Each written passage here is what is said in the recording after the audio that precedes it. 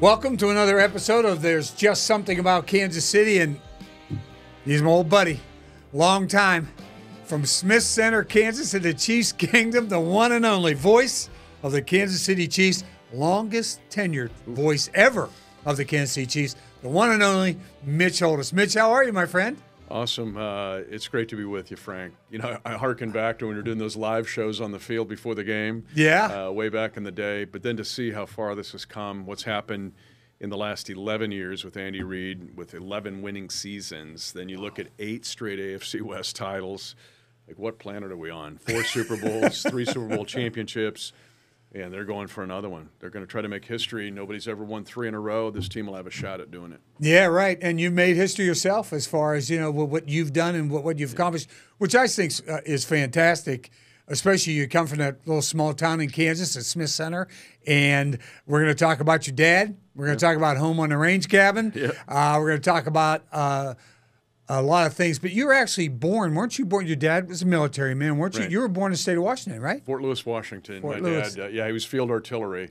So he was stationed in Alaska, Fort Sill, Oklahoma, Fort Bliss, Texas, and Fort Lewis, Washington. So about where SeaTac Airport is. Yeah. And that's where I was born. Wasn't there very long. They shipped me then with him to El Paso, and then we went back to the family farm in Smith Center. That's all I remember because I was too young to remember all the military moves. But yeah, that was home. Yeah, and Smith Center has been home, you know, or was home at that point. I know now you live in the Kansas City metro area, but for you, what was it like growing up in Smith Center, Kansas, tiny little town, and your dad is taking care of the home on the range cabin up there? We're going to talk about that, and everybody knows the music, of course, and the song, but don't realize maybe where it was penned, and it was a poem, started out as a poem, the whole thing. So it seemed like it would have been an idyllic life to live in Smith Center, small town, farming community, and the whole thing. It's a unique place. I'll tell you a story. Like 2 weeks into Andy Reid being here, he goes, it's kind of like, dude, where are you from? And that's just the way Andy is. He wants to he finds out you're Villanova and you're Central Catholic High School. I said, Coach, it's a small town up on the Kansas-Nebraska border. That's the 40th parallel line. I said, but it's famous for 3 things. 1, Home on the Range was written there. He goes, yeah, we sang that as a kid in Los Angeles. I go, yeah. I said, 2, it's the county's the center of the 48 states, Lebanon. So sorry, Alaska and Hawaii. But the center of the 48 states is right there. And then 3, I said, great high school football. And he goes, well, I probably recruited there. And I said, yeah, you probably did, because they've had 15 Division I football players. And I said, wow. One of the players played for you in Philadelphia. And he stops and he goes, I go, Mark Semino. He goes, Semino was from there? I go, yeah, he's from Smith Center, Kansas. And I said, there was a book written about it because a New York Times writer had seen that at the time Smith Center had the longest winning streak in Kansas, and they were barreling in on the nation's longest winning streak at the time. And so he went to his publisher and he said, Joe Drape, he's from here. I think he's a Rutgers graduate, but he became an excellent writer for the New York Times. He wrote American Pharaoh. But he said, what if I go there and live there for a year?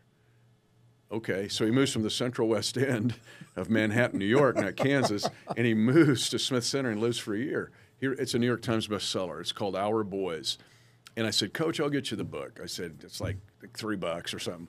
He read the book, read it twice. It's an easy read. But he bought that book for the whole staff because at the beginning, remember, the Chiefs were at the bottom. We were at the bottom of the ocean. Yeah. And it's a culture book. Joe Drape did an excellent job of how do you win consistently in football in a town of 2,000 people in a county of 4,500 and have that many Division I athletes.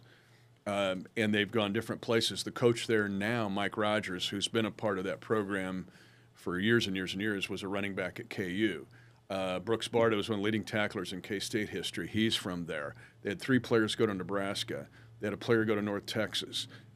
It's just it's kind of like you grew up, but it's just in a rural place. So it's Friday Night Lights. Mm-hmm. They play in an awesome league. It's the best league in 1, 2, 3A football. And every year there'll be 1 or 2 Division I athletes out of that league. So it's just awesome. But that's how I grew up. And so that's kind of where the love of football came from, the fact that I was just around it and grew up, and it was cool. Yeah, and what about your own athletic career? Wasn't very distinguished. What did you do? Oh, you do everything. When you're in a small school, and it's one of the things that I miss. You know, my son coaches in the Sunflower League now, And he played at Silver Lake in just outside of Topeka. And I did that on purpose. I drove back and forth after I got the Chiefs job. I drove back and forth for 10 years. Tammy, my wife, played at K-State. Yeah, she's a basketball player, excellent basketball player. Really good athlete. But she was coaching there. And then I wanted the kids to have the opportunity, if they wanted to participate, and they're in the 3A level, if they wanted to participate in different sports, I wanted them to do that. So the fact that, along Kruger's hometown, I'll see him this weekend actually, but the fact that he could be quarterback of the football team, point guard of the basketball team, and shortstop, center fielder of the baseball team was something that I wanted. And so when you grow up in Smith Center, there's just not enough kids. Yeah. And then the specialization thing, it's just you can't do it. It was non-existent. Non-existent. At that point. And even now, some of those kids will play in the summer in maybe their sport of emphasis, but they'll still compete in everything else because the school needs them. And they're good in a lot of things in Smith Center. Their women's sports are good. They won basketball a couple years ago. They had a kid that played at KU for a while.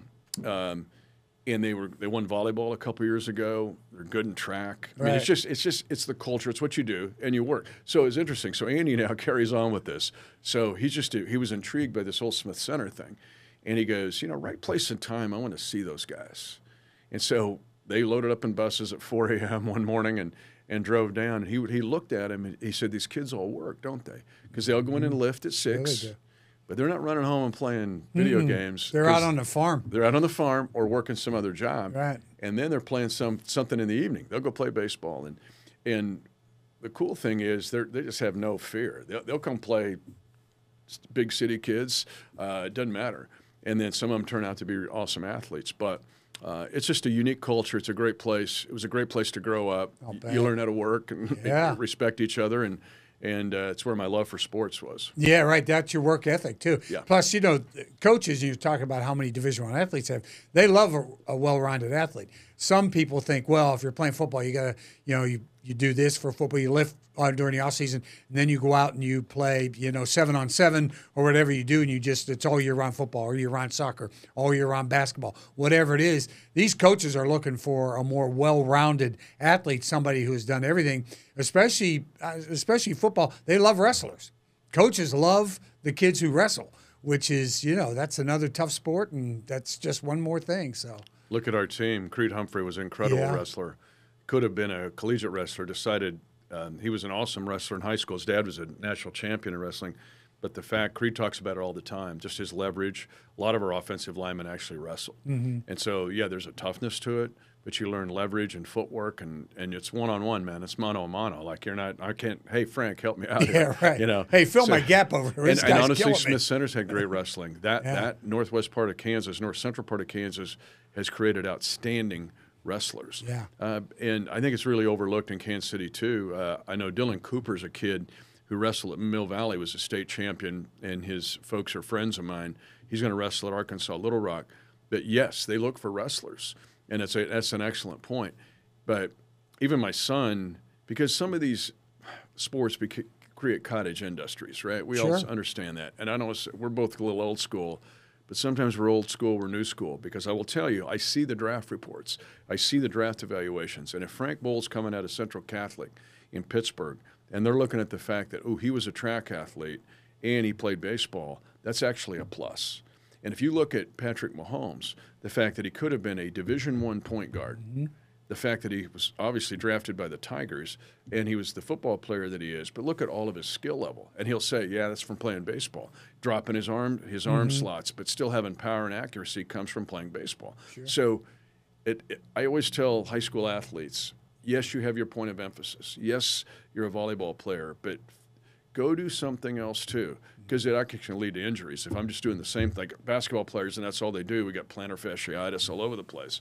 But run cross country, even though you're not good at it and you hate it, do it, because that'll teach you some toughness going into your other sport. Yeah, plus the work ethic that you learn in this part of the country, the Midwest. Yes, sir. Anyway, Nebraska, Minnesota, all the way down through, Oklahoma and Texas, all the way through this center part of the country. That's where they love that. The work ethic is extremely important. For you, when was the first inkling that you wanted to do what you do? I know you did some in high school, but where was that? Where did that come from? Where did that? I want I want to do this. I want to be in sports, involved in sports. I know I'm not going to be a great athlete, Division I athlete, but I want to be involved.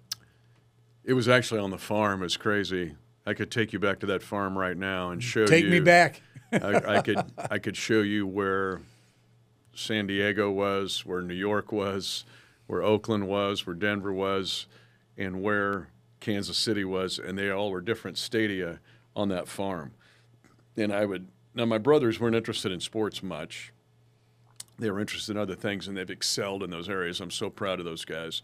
But it was me, man. It wasn't let's go get the kids down the block. There was, I'm 10 miles from town. So you create things in your mind, and you're playing that game. Like I was Lenny Dawson winning every game, right? I'm in fourth or fifth grade. So it really started in third, fourth, or fifth grade. I became a sports nut. And at that time, I'd follow the Kansas City A's in baseball, but they weren't very good. I'd ride my bike to the top of the hill with my dog, and so I could pick up KMOX in St. Louis. The transistor right? radio, yeah, and I'm listening to the absolutely, Cardinals. I'm playing that. So it was all the imaginary things, but you started when you were a little kid, and then in a small town, you got to play everything. And then I got into high school, and I was involved in forensics and debate, and so along with the others, you do a lot of stuff when you're a small town. And I thought, how do you put these two together? And there was a guy named Tad Feltz at the closest radio station was 30 miles away in Phillipsburg, who was an arch rival. But he kind of took me under his wing. And so I started writing and producing and, at a very elementary, rudimentary level, but it started in that way. And then decided to go to K-State and was involved in journalism at K-State. But then I was going to go to law school. I thought about that, accepted to 3 law schools, did the LSAT, and I'm accepted and the whole bit, law clerk for a couple of years, and then, I don't want to do that. Oh, so boy. I turned down law school. Oh, yeah. I got my parents' attention. And so then that's when I started my career. But to answer your question, it really started when I was a little kid. Yeah. 3rd, 4th, 5th grade, and I was into it, man. I was into all of it, knew all the stats. I wish I would have had the internet back then because I'd have gone nuts. I probably wouldn't have got my homework done at all. Yeah, right. That's exactly. Well, that homework, but you're always getting all the you're always getting the I's dotted and the T's crossed when it comes to football. And then you end up. Your first job was at KWLS, I think. That was in Pratt, Kansas, right? Which is another small town for a lot of people who watch this from all around the country, wondering, wow, I know that voice. I know that guy. I hear him all the time, when the Chiefs play a football game. And then you go from Pratt, I guess, that was your first job, and you end up at WIBW in Topeka, which was you probably felt like a pretty big jump for you at that time. Yeah. And that's going to morph into Kansas State football at that point. Right? Yeah. Your alma mater, which is terrific. Yeah, it was awesome. First of all, at Pratt, they're the home of the Miss Kansas pageant. That's their big deal. A lot of cool things happen in Pratt. I didn't know that. Yeah. Okay. That's the home of the Miss Kansas pageant, and it's a big deal, let me tell you. And so, hey, when I first got there, you're going to sell advertising. You're going to do everything. Everything, air shift. Be a disc jockey, you're going to cover the towns around there. Although I'll tell you, I expanded it. But then they're going to do the Miss Kansas pageant. I'm going to do what? A sequin gown, blue velvet or whatever. And I'm like, it was cool because the whole town got into it and the whole state lit up. But it was, it was interesting. But I covered 35 high schools. So I took it from 2 high schools to 35 high schools. Pratt has junior college in the Jayhawk JUCO. At the time, we were still playing football there. And so we'd play Coffeyville and Butler and seeing all these Mike Rozier type guys. And then we covered all those high schools, to do everything would wear you out. Yeah. But then I had the opportunity at WIBW and get involved then with the Wildcat Network. Still sold the Wildcat Network. I was actually. Isn't it amazing how many everybody just thinks, oh, he gets to sit up in the booth and do the games and do a little homework during the week? No. That's not the way it works. Yeah. No. I'm selling it. So I've always had 2 or 3 jobs at once. Yeah. Always have had. And and then honestly, it was kind of a dotted line relationship with K-State with marketing then too, because they really didn't have the marketing infrastructure they have now. And so we set a lot of things in place that they enjoy to this day.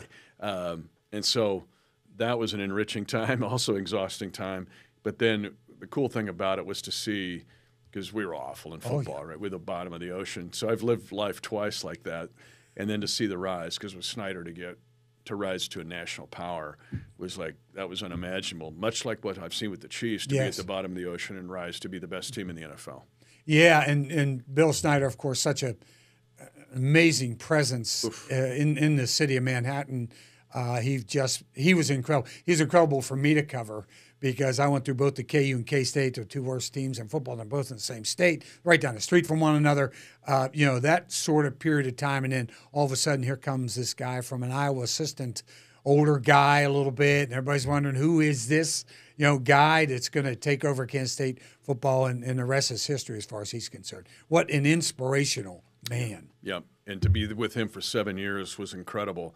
It actually helped me in those 7 years to be with him segue when Coach Reed got here. Now, I went through some rough times with the Chiefs to get to, but Coach Reed. But when I saw so much of Coach Snyder in Coach Reed, and I thought, okay. But it helped me being with Coach Snyder for 7 years to understand Coach Reed and what he was doing and how he was doing it. So I'm very thankful for those times. Yeah, and everybody would say you had the dream job. I mean, you're at your alma mater for all practical purposes, okay? And I'm doing K-State football, and they've risen from the ashes, and he was this great guy, and I'm here. I'm sure you probably had offers when you were working for WIBW to go somewhere else, and to just do, maybe it was Nebraska, maybe it was Oklahoma or whatever. And you can talk about it if you like. I'd love to hear some of the stories because I know we've all had offers in our lifetimes to go somewhere else and never did. But you were at K-State. It looked like the job. When did you start thinking? Did the Chiefs contact you? Did you contact them, or how did this work when you made the transition? I had some folks. I even had some prospective agents, but I had some peers going, "You need to look at pro ball." Okay. And I'm like, yeah, maybe. Hey, would it have been on your mind at that point? A little bit. Or were you looking more like go to a different college? No, it was pros. Okay, that was the only thing you looked at. If you're going to stay in college, you're going to stay in Manhattan with K-State, right? Yeah, in fact, there was some real encouragement to do it. I remember, so I was a finalist for the Bears job. So the Bears were going through some transition. If you remember Wayne Larrivee, who used to do the Chiefs. Yes, I remember Wayne. Yeah. Was doing the Bears. He's going to move on to do the Packers. We got to get the timeline right. But I had a really good friend in the business that goes, you need to go for this. Go for this, man. I'm pushing for you. Well, you know how these jobs are. 300 people apply for these jobs. Well, I got down to the interview, and I remember I had done the K-State Tulsa basketball game. It was like one of the coldest days in history. I'm driving to go to Chicago for this interview, biggest interview of my life. You're driving from Manhattan to Chicago. Actually, I was living outside of Topeka then in Silver Lake. Okay. Right. But still, it was minus 20 real temperature. It's like it was the Miami game this year in the playoffs, been in real temperature. My car froze up at the 196 mile marker. I know it, and I can't get out of the car. I'm going to die of hypothermia. I got to get to KCI, and I'm like, help me! I put a sign out, help me. And people are just whizzing by me. This guy comes by and he goes, okay. I said, I just got to get to KCI. I'll call and get my car towed, but just get me to KCI because I got to get to Chicago. This guy's going like 100 miles an hour. I'm paying him. Like, I'll go, let's go. I get to the plane. I get out of there. Now I'm in O'Hare, but I'm trying to get to I'm going from O'Hare to WGN in Chicago, which is 635 North Michigan Avenue. And I make it. I look like I've been run through the ringer, but I've got this big interview, but my car's frozen on the turnpike. I've made it to Chicago. I think the interview goes great. They go, this looks really good. We like your work. I'm thinking, man, life-changing stuff. Mm-hmm. I'm trying to get back to. You're calling the tow company to get my car. No, I'm calling the tow company to get my car. And so I get back. I've got to there's no Uber at this time. So I'm paying this guy a cab. I go, can you get me all the way back to Topeka so I can meet my wife? Because I'm supposed to do a banquet that night for Snyder. Oh, boy. This is all in one day. So I'm in this old school cab headed west. I see my car being towed going the other way. And I'm like, what's going on? Then that cab froze up. I had to get another cab. I'm not making this stuff up, but I made it to the banquet. I just remember but I didn't get the job. So the long story short is I get to the finalists to be the involved Bears. in WGN. You go through all this. I don't get it. Don't get it. So now, though, the Vikings job, these jobs don't open up very often, but I was a finalist for the Vikings. Like, I still have the St. Paul or the Star Tribune. It's down to 3 people. Okay? I didn't get that one either. And then I I filled in for Kevin Harlan the first game of 1991. Kevin was auditioning for NBC at the time. NBC, that's exactly and so I'm beating out like 70 people to get that. It was the opening game of the 91 year. It was the start of the sellouts. And it might have been the last game before the string of sellouts, but we beat the Atlanta Falcons 14-3. I won't forget it. So I'm working with Lenny, who's my boyhood hero. Wow, yes. I'm looking at him thinking, I mean, you're sitting there. oh, I'm just wetting going, my pants. Oh my I'm like, this is the guy. You realize that was you on the farm? I could take you to the farm and show you where San Diego was and all that.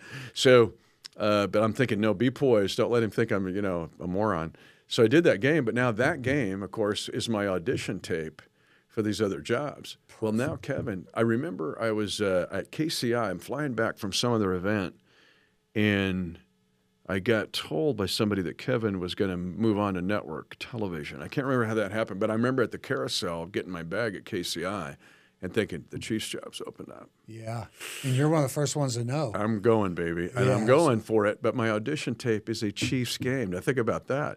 So anyway, it was a grind. Perfect. It was a grind, though, man. So I had to fight through the weeds to get it.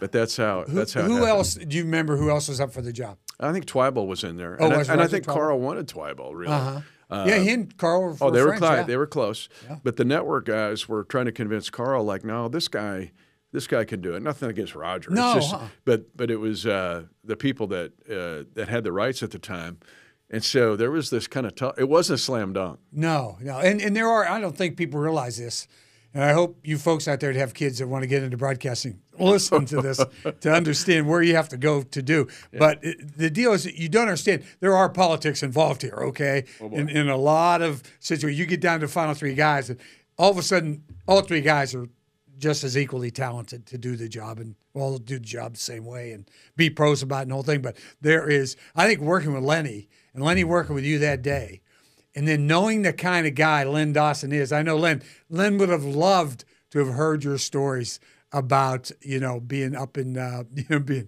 being small town Kansas kid. He loves stories like that. So I think that really helped. I think Lenny had to help you. I don't think there's any doubt about it. We hit it off right away. Yeah. And I miss him. I get choked up. I miss that guy so much. I loved him. He went from like boyhood hero to really good friend. And we had so many great talks. You talk about those stories. Can I tell you, this is one story. So we're playing the Chargers one day. And the special teams coach for the Chargers, because you've heard me do this, I still do it to this day. I research these games deep. But if there's something involved in the kingdom, even with the other team, I'm going to bring it up. Yeah. I'm going to make a big deal out of it. Steve Crosby was the special teams coach of the Chargers. Well, he grew up in Pawnee Rock, Kansas. He played college football at Fort Hays State. But he goes on to be NFL assistant coach. Really good special teams coach. And I said, Lenny, special teams coach for the Chargers is from Pawnee Rock, Kansas. You can hear Lenny now. The wheels are. He goes, "Where's Pawnee Rock, Kansas?" I go between Larned and Great Bend on Highway 56. "Where's Larned and Great Bend?" So now I go just south of Zook. This is not a made-up story. We're flying home. This is before GPS. We're headed in the seat where hey, you're 20 minutes out. Right. He always wanted to know where we were. We always sat together, and I could tell. And we're flying back from San Diego. So I knew the flight plan, and I can see Kansas, perfect night. I can see by the lights kind of where we are. And I'm not making this up. He goes, "How far are we out?" He wanted to know how far out we were. Where are we at? I go, "Lenny, you're not going to believe this. We're at about Pawnee Rock, Kansas." I go, "There's Great Bend." I go, "There's Larned. That's Pawnee Rock, that little ditty tight legs." And he just started laughing. I go, "No, that's it." So, but yeah, that was such a great relationship with him. And honest, so now, and this is a God thing because my faith's very important to me. Yeah, it is. But to go through those twists and turns, but now I'm doing the team that I grew up with. This is my boyhood team. And I love the Chiefs, and I love those games at 3 o'clock in AFL, NBC games, and Kurt Gowdy and Al DeRogatis, and I'd run outside, and then I'd play the game, and I would go to wherever San Diego was on the farm, or I'd go to wherever Denver was, and I'd play that game, and my mom had me this crudely stitched 16 jersey on, but now I'm getting to do that team. And that kind of carried me through the low parts of the bad seasons some of the bad politics. Always had great relationships with our players, but that kept me going through the tough times. But I had chances. I had another chance. I won't say who. Had a chance to go network. But you're going to be like the number 5 guy. And I'm thinking, well, be the number 5 guy in a network. The money wasn't going to be all that awesome. And I thought, I really want to be more of leaving a footprint in a place. And legacy. Let's stick this out. And one of the things I'm very proud of is I named the Chiefs Kingdom. I came up with that. Yeah. I'm proud of that. People go, did you get that trademarked? I said, no, I wish I would have. I wouldn't be talking to you probably right now. No, but that wasn't the purpose of it, was to make money. Right. The purpose of it was to give something definition to it. I can't believe you didn't trademark that. Well, you know, it wasn't for that purpose. I understand. But I understand. It was for the footprint part of it. Right. And it did give it, it's now, you know, Pat refers to it, hey, the kingdom. It's the kingdom. We know what it is, and you know what it is. Oh, everybody But we does. had to give it some kind of definition. Everybody probably in the they world. call it the kingdom now. Yeah, So, absolutely. Anyway, but it became, and they go, wow, dream job. Well, not always been a dream job. But Well, it hasn't always been a dream. It's been a dream. Yeah. And that's what I mean. these last 5 years have been a dream. Yeah. But still, that carried me through because there was some equity there, emotional equity, because this was my team as a kid. Yeah. And growing up with it. Was there ever a time that you were worried about your job, or do you, or are you like the broadcast mentality? It was every year I'm worried about getting fired. You know, somebody's going to come in and say, yeah, he's too old, he's too this, he's been here too long. One of those deals. I mean, I know that motivates you to be the best you can possibly be, and you have set yourself up in other ways that you are your own entity. You're your own business for all practical purposes. So that's important. But were there times when you worried? Oh yeah. It was, you know. I think I could tell you exactly probably when because I can remember general managers and head coaches during those times. But go ahead. Yeah, you got it. And so you have lived in 3-year increments, basically 2, because usually the radio deals that were signed were 3-year deals. And those really are 2 because the 3rd year you're worried about, are you going to get the re-up? The next, and so you live from jump to jump to jump to jump. But what I tried to do is and this goes all the way back to Pratt or growing up on the farm and the work ethic or being broad-based and being able to do a lot of things and being able to be the more you can do. Yeah. And so if you're the 5-tool player and you can play defense and still hit for average, then you become more valuable than just the guy doing the games. And so that's what I've tried to do, and I think it's and yes, to build a personal brand as well as the team brand. But it's also getting, and I think that's probably where the essence of what you guys are doing with this podcast is. Kansas City's such a unique place. It is this blend of rural and urban. And we like to think Smith Center, small town, or Pawnee Rock, but Kansas City has still some of that feel to it, and yet it's a city with Major League Sports and the Kansas City Symphony, and we can do great things here, and we live in the center of the country, and we can get great jobs and have a good and you decided to make your career here. Same thing. You could have done other things. Yeah. And so, but you guys decided to stay here and raise your kids here, and look what happened. I mean, the kids were athletes and had great moments, so that's why I think it's unique. And to build a footprint within that and to make your life count, it's like Psalm 90:12. It's a Mosaic psalm, but it's like, teach me to number my days, O Lord, that I might present to thee a life of wisdom, basically. So it's about life. It's not just taking a job. And so, yeah, it's been twists and turns and some narrow escapes. Yeah. So when's the next contract up, Mitch? Actually, we're in that discussion right now.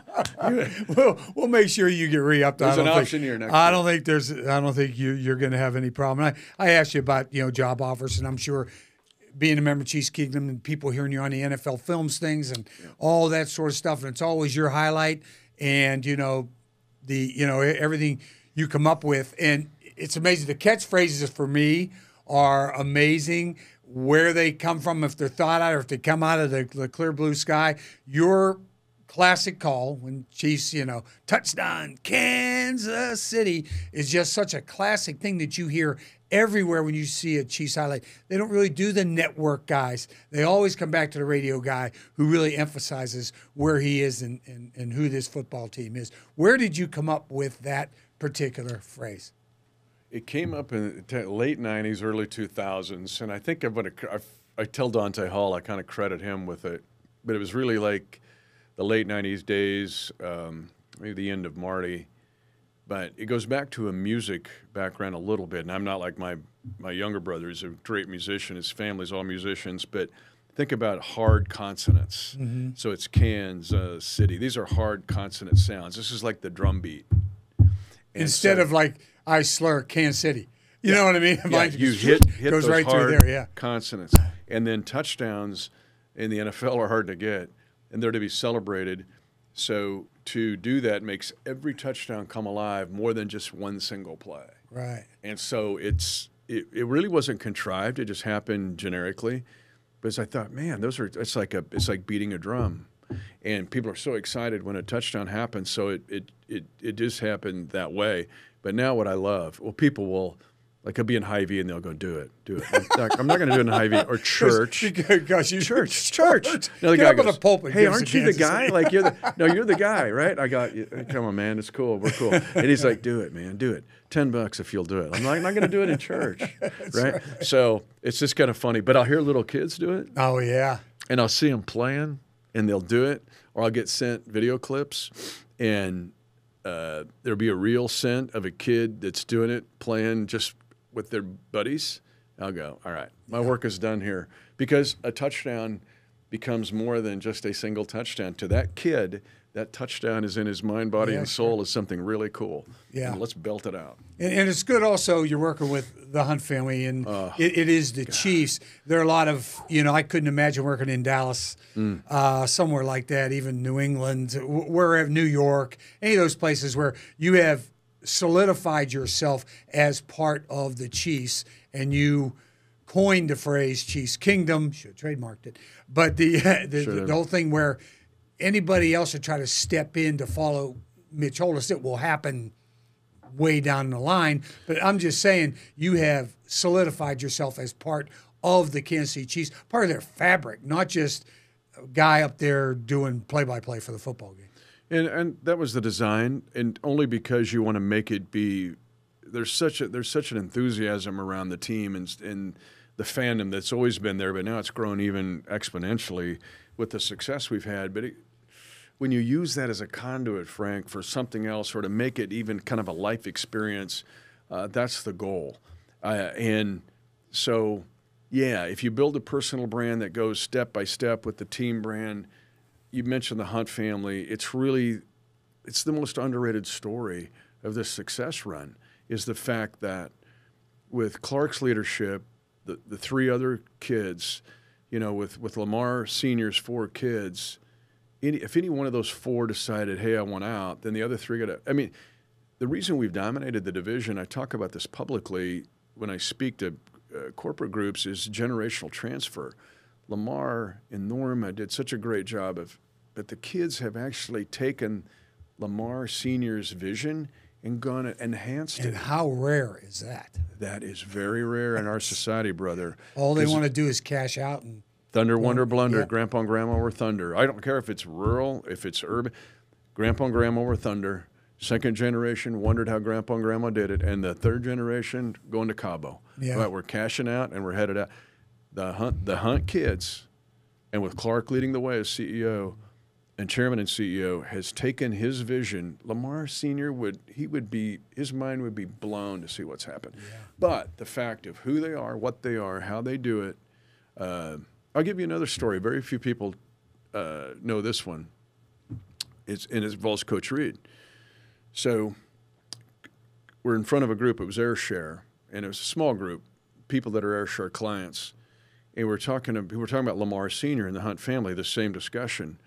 And he goes, people don't really know this, but when he got the job in Philly in 1999, he had never been a head coach or a coordinator. Right. And he had been at San Francisco State, where he's selling like cookie dough to Right. have recruiting budget. Then he goes to Northern Arizona, not a football power. UTEP was terrible. That's where he meets Tobe. And then he gets the job at Mizzou. He goes with Bob Still, so they're pretty good. Then he gets to Green Bay. That's his breakthrough. But he was like Favre's guy. But he gets the Philadelphia Eagles job, and the Eagles fans, you know, that are they're young, what? are like, what? It's the redheaded guy. Especially Philadelphia. Philly. But they're going, that's the pump, pass, and kick kid. That's what it was. That's right. That's And so he goes to the meeting where like the GMs, coaches, and owners get together and they hang out at Palm Desert or whatever.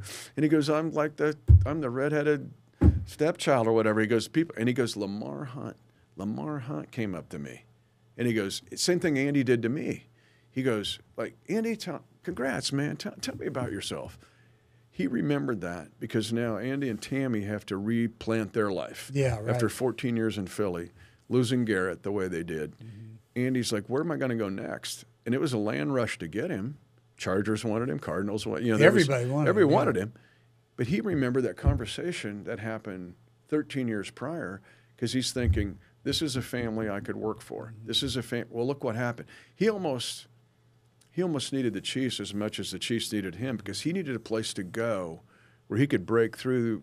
Oh, he's the guy that always wins the close game, but can't win the close game and can't win the big one. He's won 3 big ones. And now, in this environment, working for the Hunt family, he's got a chance now. He's closing in on Belichick to take him out for the most playoff wins ever. Ever, yes. And if he's not on Mount Rushmore, then he's on the next closest mountain.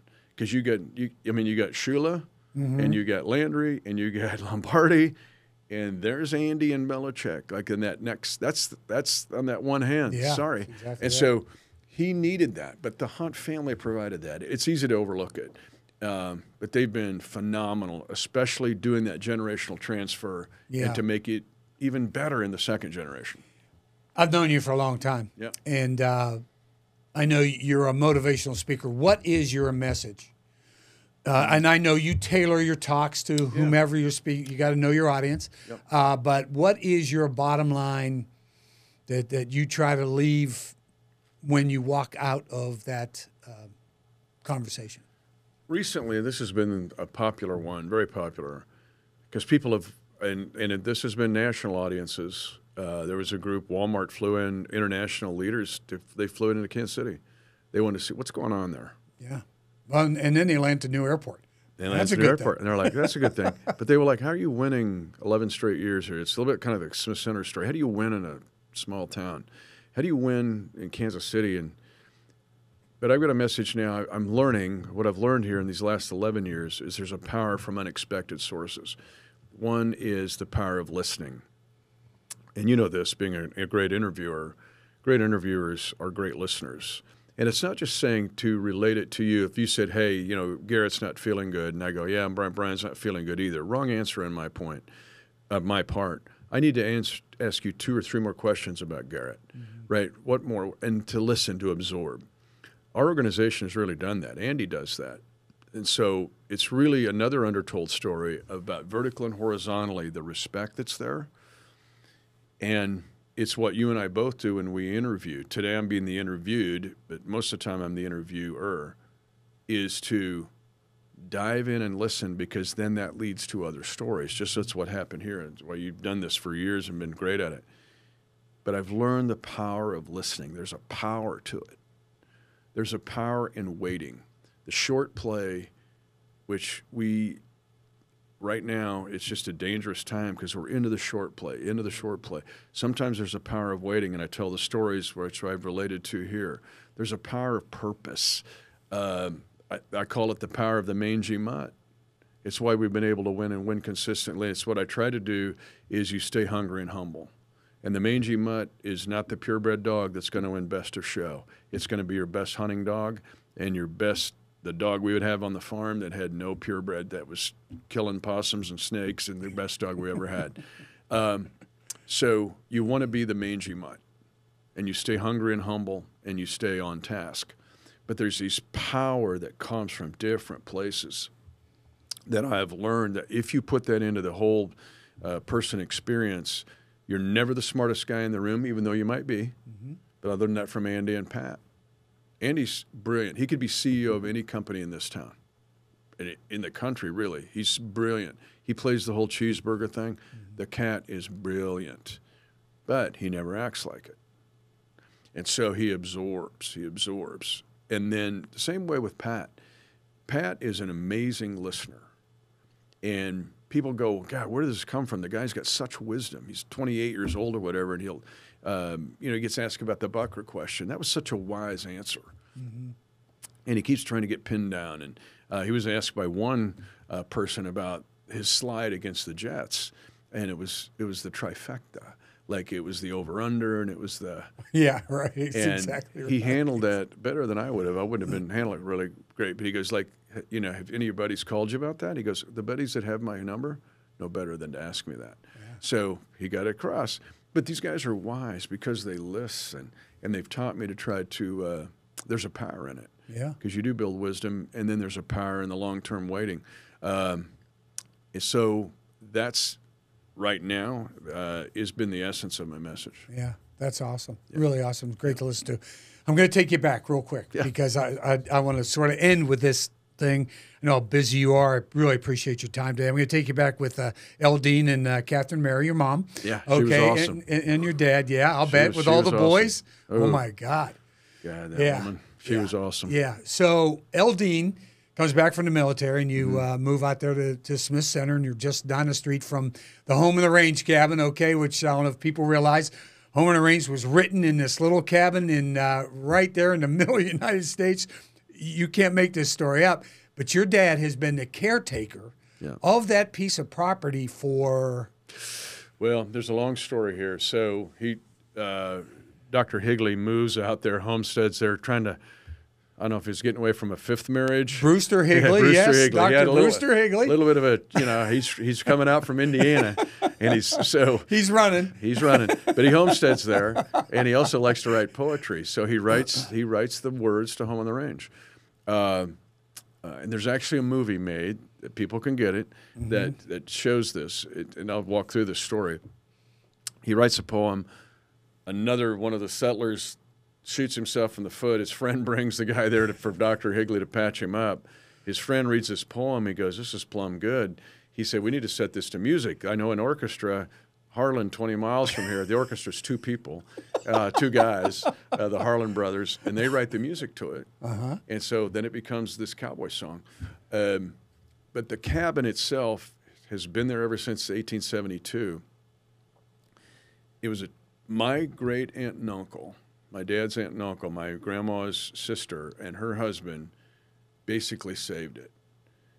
They were given a blank check on 2 occasions because it's such an iconic thing. Think Little House on the Prairie. Everybody sang the song. This is the Cowboy National Anthem, and it's in the middle of nowhere. And we're going to move it to some Knott's Berry Put it on a trailer and put it in some bigger area. Yeah. And my grand aunt and uncle said, nope, it's going to stay right here.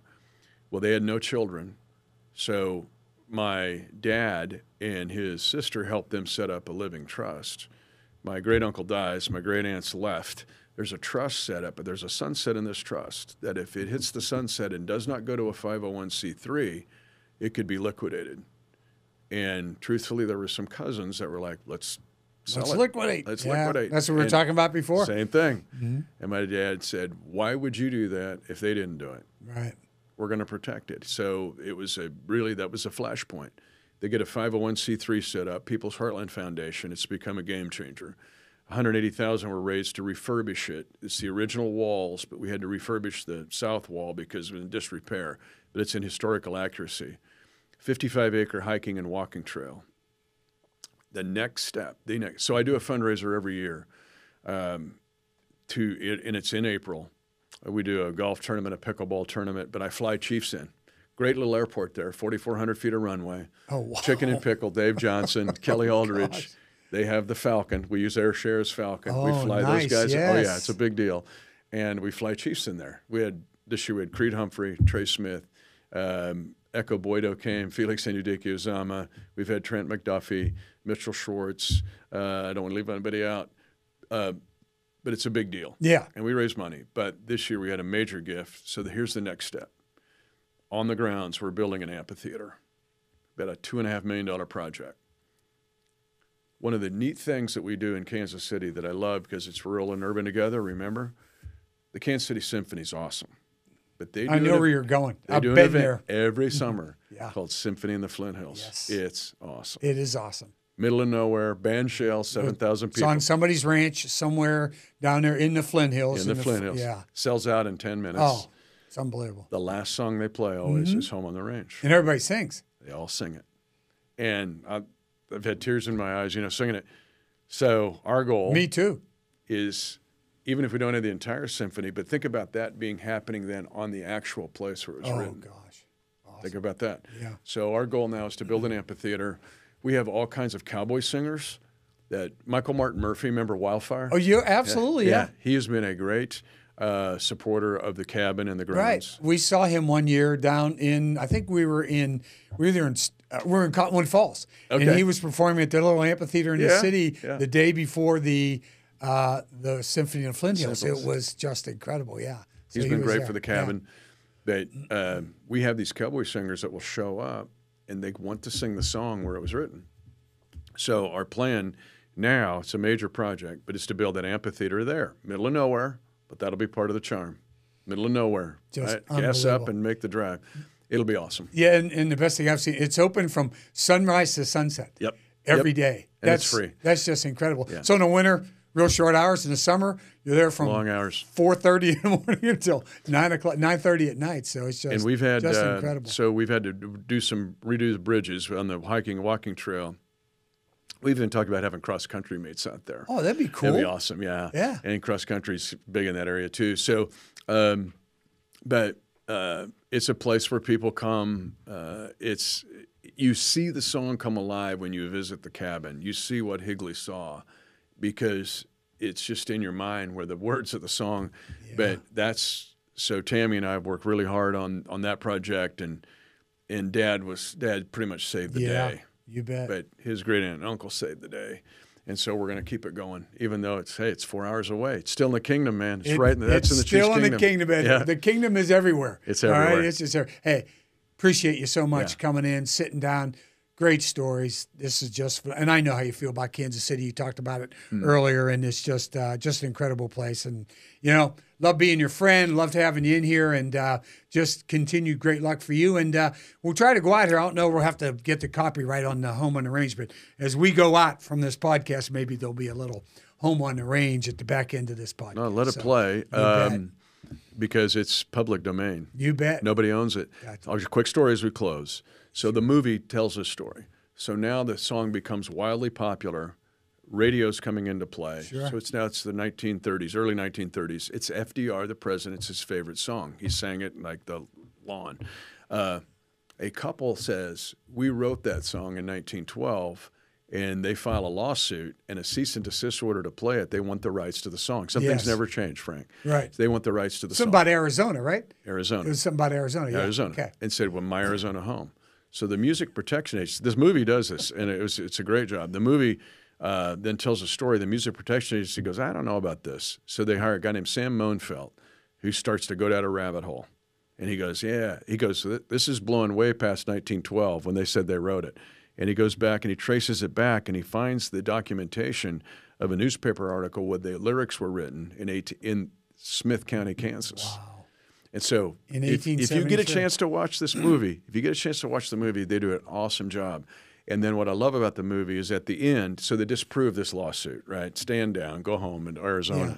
Let's start Quit playing. singing a song. It's Home on the Range. And everybody starts playing the song again. But it's public domain. Nobody's made a dime off Yeah. that song ever, ever. That's incredible. At the end of the movie, I love this. It goes back to the cowboy singer singing it live in the radio studio, but then it segues into Michael Martin Murphy singing it in studio in modern times. The group Kansas, Yes. they sing it at the end. You see the song, so it goes down through the years. The movie's awesome. I got to get you a copy of it, but get you download it. But the point is, when you close it out, this podcast, Yeah. it's public domain, so let her rip. That's just awesome. Well, that's Home on the Range, and another reason why there's just something about Kansas City. Hey. Thanks, brother. buddy. You're the best. Yes, sir. You bet. Mitch Holthus. Yeah.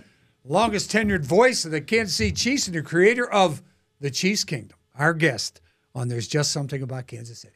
Home, home,